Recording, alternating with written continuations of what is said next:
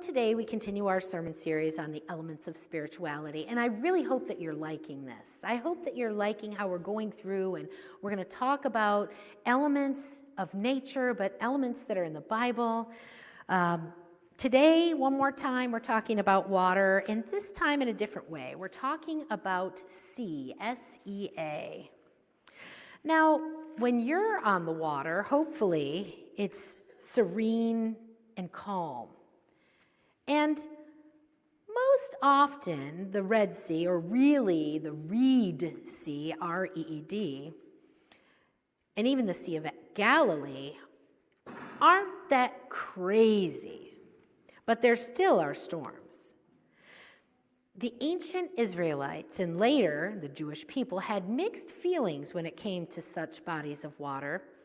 In fact, oftentimes throughout the Bible, images relating to the sea have negative connotations. Now, remember the first Sunday we talked about water and I mentioned a bunch of stories in the Bible. I want to point some of those out in just a second here, but historically speaking, the Jewish people, or the Israelites, were desert nomads from the start. So don't forget about that, right? Being an inland community, they rarely had to deal with the sea.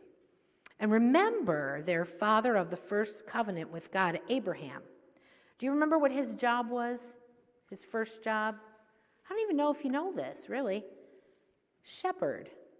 He was a shepherd early on in his career, right? He did a bunch of other things, but he was a shepherd, and so he wandered the wilderness, led, hopefully, his sheep to streams of cool, calm water.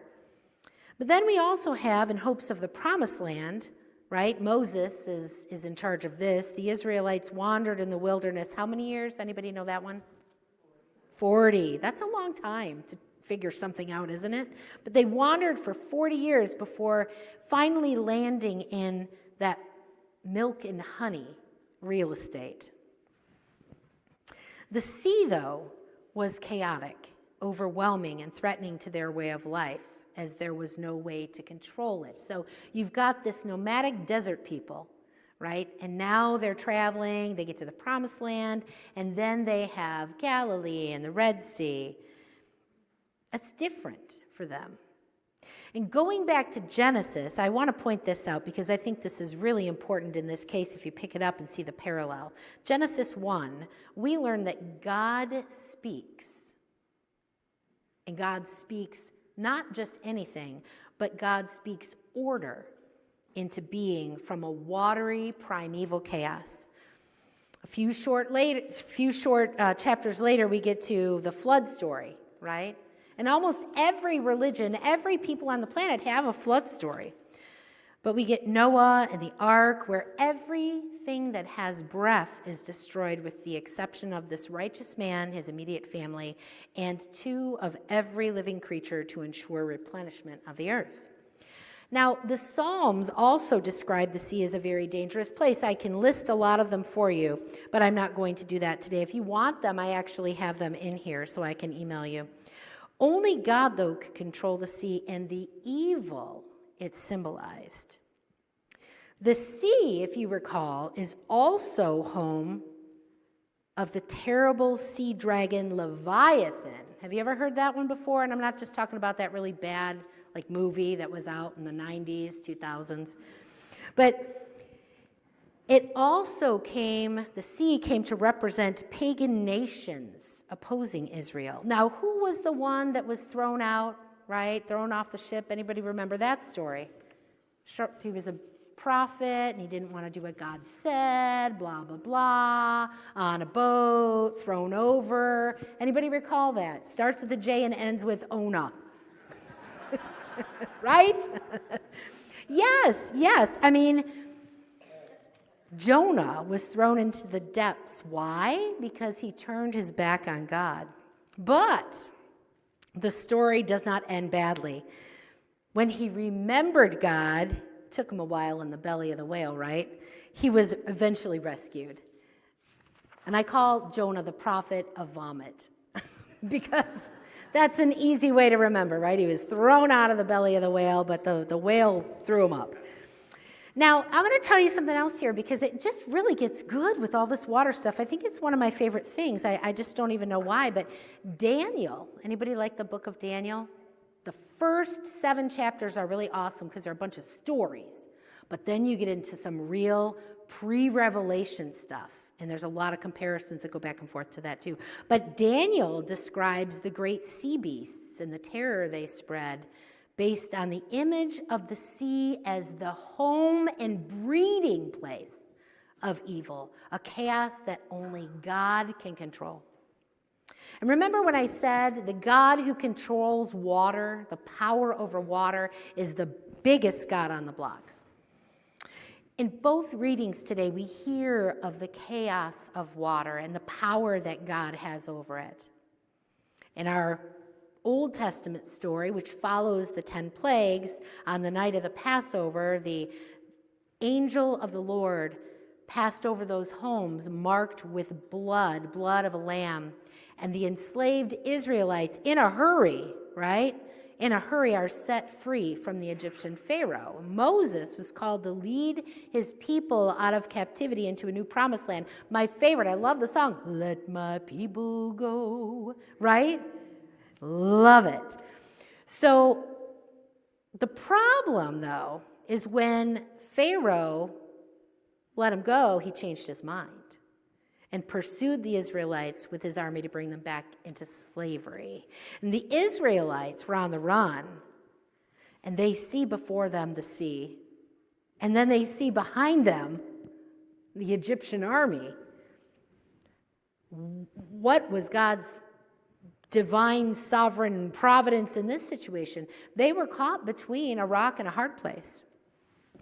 And they even cried out to Moses. We didn't read this scripture passage, but it's real close to where we were in the Old Testament there. They cried out, "Moses, you've led us to our watery grave." I mean, they were panicked. But the God who originally created order from chaos had way bigger plans. And just in the nick of time, isn't that how God works? Just in the nick of time, God came through for his chosen clan. God helped the Israelites as they fled Egypt by turning part of the Red Sea into, and if you really listen to it, a dry ground pathway so they could cross to the other side. But when the Egyptians tried to follow them, what happened? Water was released. Yeah, it just came crushing over them. The Egyptian army and all the Pharaoh's soldiers drowned. Let's talk about our second story for a minute. The second story that we've looked at today is found in the Gospel of Mark. And these disciples and Jesus are on a boat when all of a sudden a violent storm comes up. Now, I do want to let you know, by this time, as I told the kids, the Jewish people had become a little bit more acclimated to the sea. In fact, many of the disciples were fishermen, and maybe we'll get to that story sometime, but I'm hoping that you recall that. I wonder if those seasoned professionals could sense a storm coming as they got on that boat. I don't know. Sounds like it just came out of nowhere, this great storm. Sudden, no warning, right? And don't you think many of life's storms are sudden? Hearing a doctor say you have cancer, that's a sudden storm. Or when a spouse is caught being unfaithful, woohoo, that's a sudden storm. Or how about this one? We're sorry, but we're downsizing. That's a sudden storm, right? As the waters grow turbulent, we throw out a desperate prayer, a panic prayer. And if you guys are into country music, I'm telling you, Jelly Roll, have you all heard of him? He's got a great song, and it's about prayer. And I'm not going to quote it all, but go listen to it on YouTube. Jelly Roll. If you do prayer, that's not the exact song title, but it's out there. It's so good. Just as the disciples did to the one who could help, he says this, "Teacher, Do you not care if we perish? We throw out this panic prayer, and we can't be sure if God shares in the panic or not. God never says, oh, wow, that is really messed up, or I didn't see that one coming, though. God knows. We might not know, but God knows. God shows mercy, even feels for us in our panic and overwhelm, but God has no need to worry. God probably does feel for us in that. But God, in the person of Jesus, fast asleep, by the way, bottom of the boat. Because if you think about it, why should the grand architect and designer of the universe be afraid?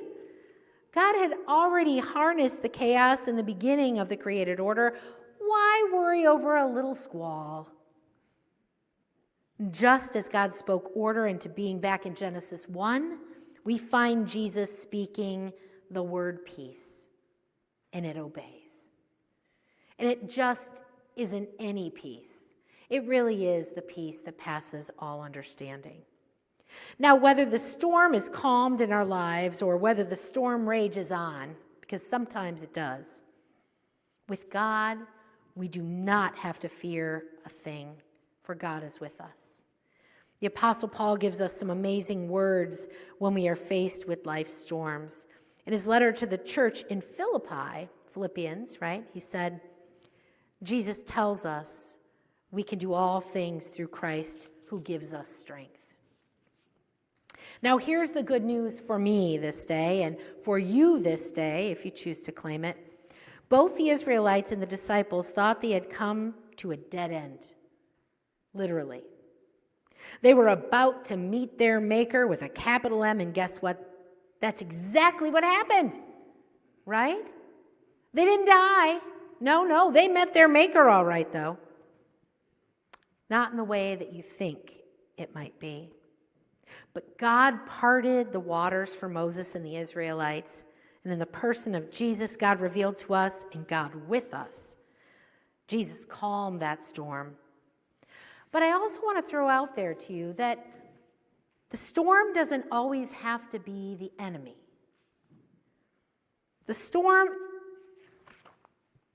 Maybe the storm is where we face the enemy,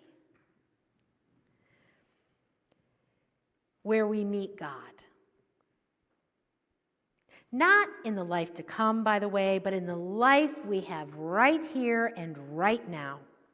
And I often wonder, without life storms, would we even recognize God in our midst?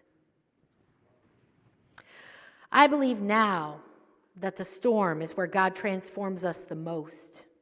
And if we're open to the possibilities of God's goodness and plans for our lives, we never know what good things might come of it. So I'm going to say to you, whatever storms you might be facing now, believe that God is certainly not the cause of it. God may not even stop it, but I encourage you to trust that God is with you right smack in the middle of it. All of God's people say together, Amen.